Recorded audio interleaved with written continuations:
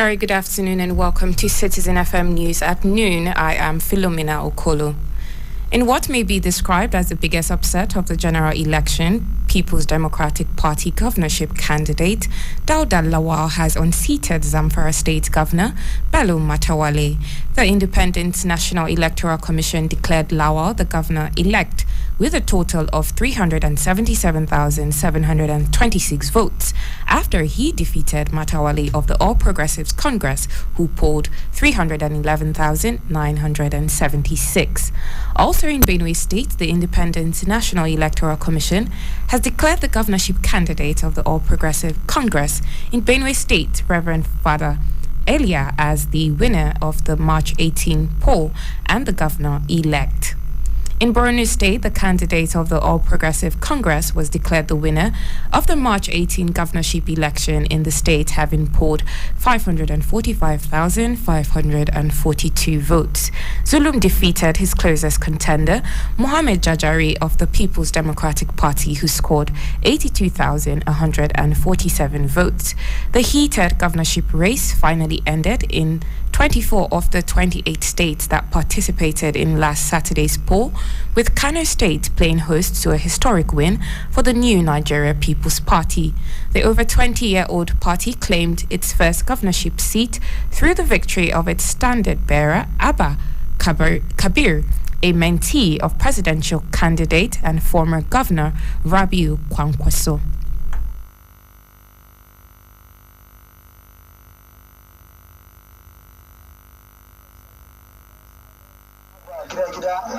As a new governor of Kano State, and I'm very appreciative and I'm very happy. So as you can see today, Kano is all right.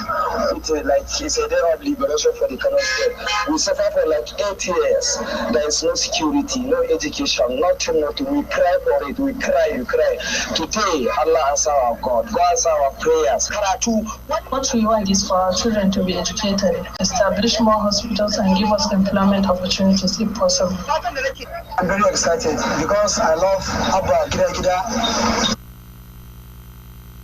In Lagos State, Governor Babajide Sanwo-Olu says his re-election for a second term has reaffirmed that Lagos has chosen competence and experience on the march to true greatness. Sanwo-Olu said this at Lagos House Marina while giving the victory speech for his re-election. Following the official announcement by the Independent National Electoral Commission, he said that elections were now over, governance must continue, and the dividends of democracy must continue to be delivered, as there must be no break and no time off.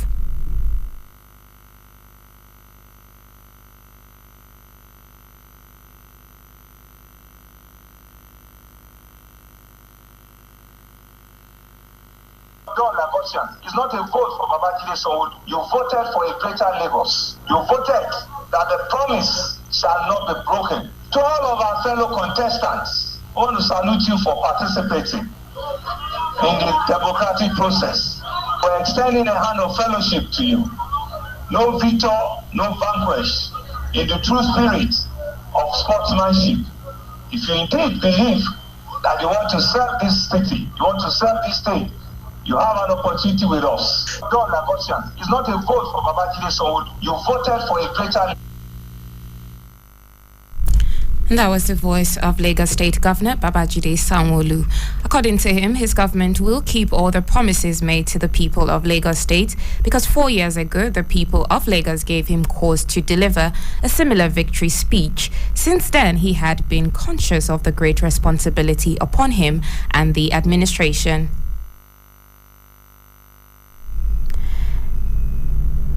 Meanwhile, the People's Democratic Party governor candidate in Lagos State, Abdulaziz Aderian, popularly has rejected the result of last Saturday's gubernatorial election, describing it as shocking and not a reflection of the worth of the party.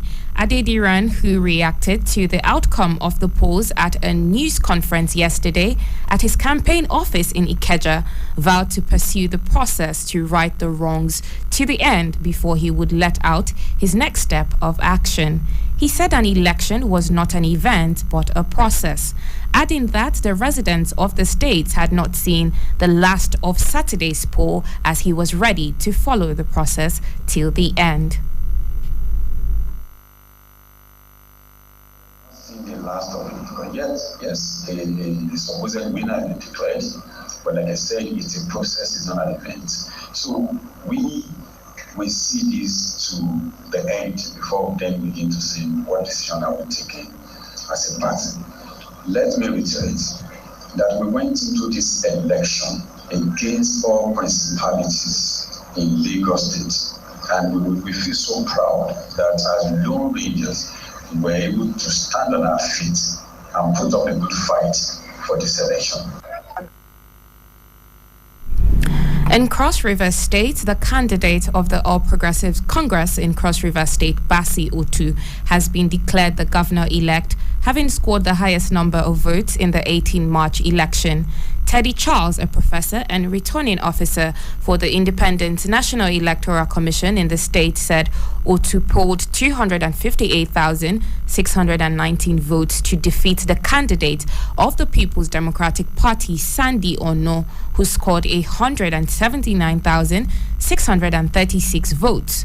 Otu, a former federal lawmaker, won in 15 of the 18 local government areas of the states. The results were declared by INEC in Calabar, the state capital, according to channels.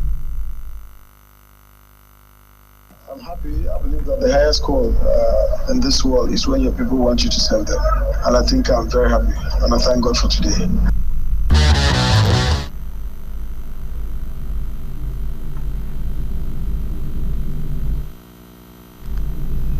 The governorship candidate of the All Progressives Congress in Rivers State, Tonya Cole, has rejected the results of the just concluded election in the state, saying the mandate of the electorate in Rivers State has been stolen.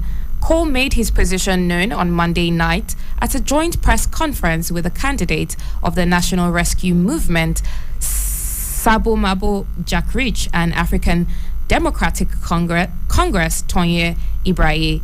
Earlier, the Independent National Electoral Commission, INEC, had declared the candidate of the People's Democratic Party, Similari Fubara, the winner of last Saturday's governorship election.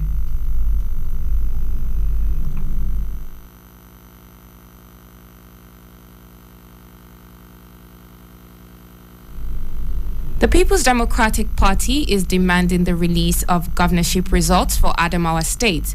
National chairman of the party, Iyocha Ayu, made the call at a media briefing in Abuja.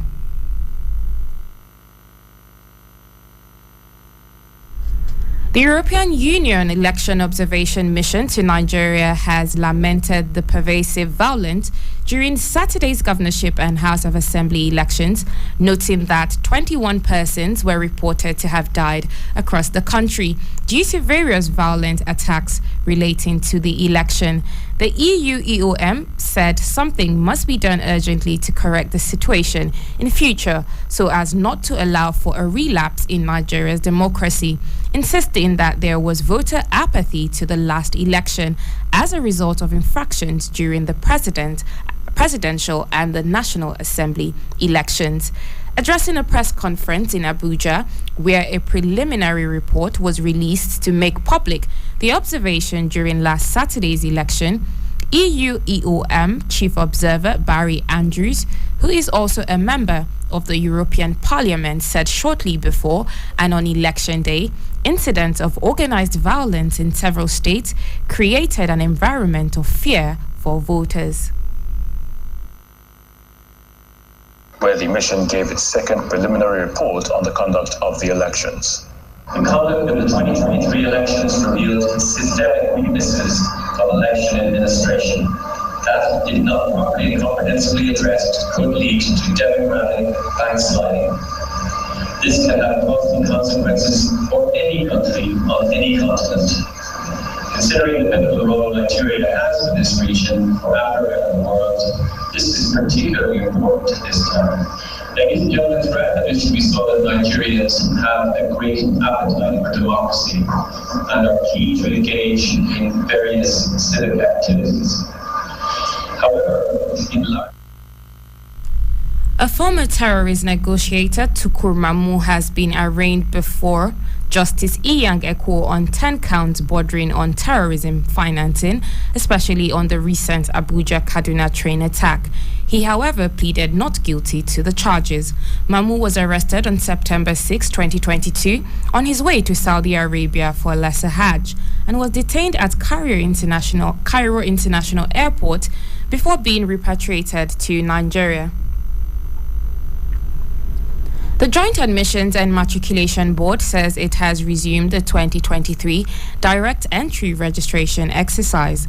The Registrar of JAM, Professor Ishak Oloyede, who made this known at a press briefing in Abuja, said that the direct entry registration would come to a close on the 28th of April 2023.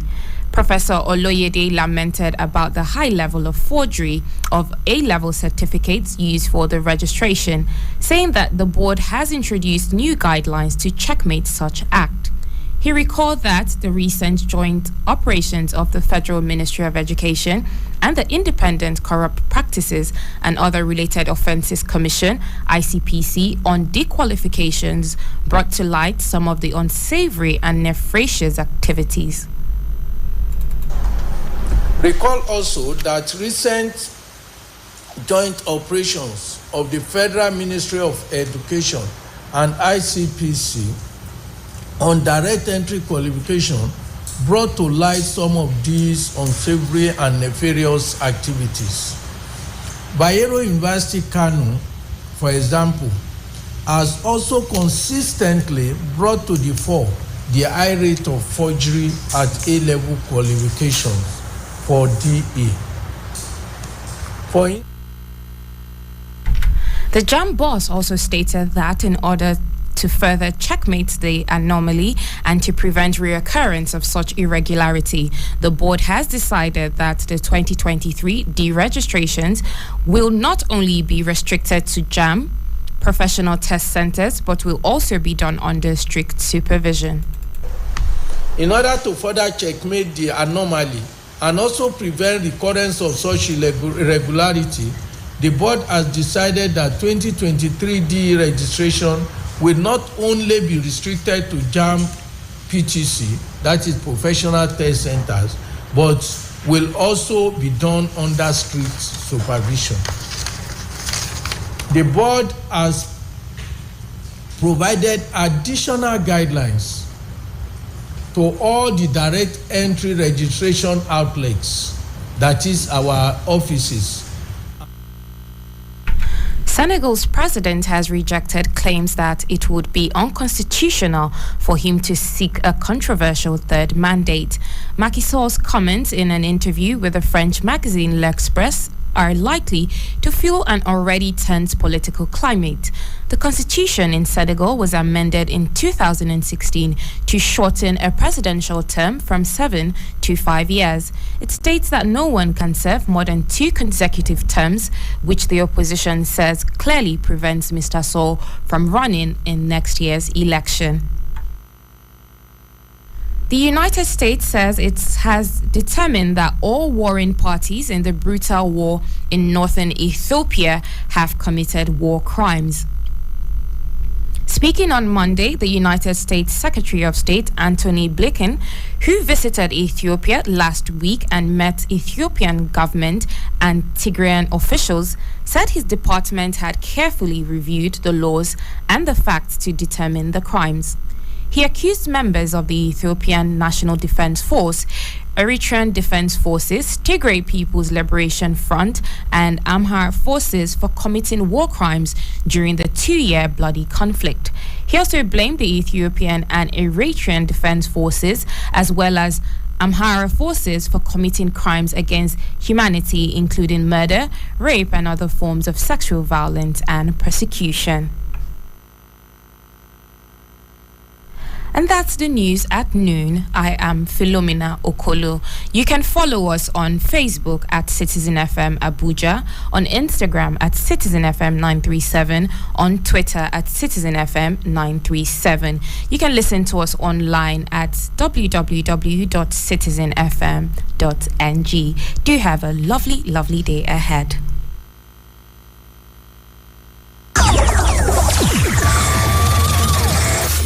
has just begun. Check it out.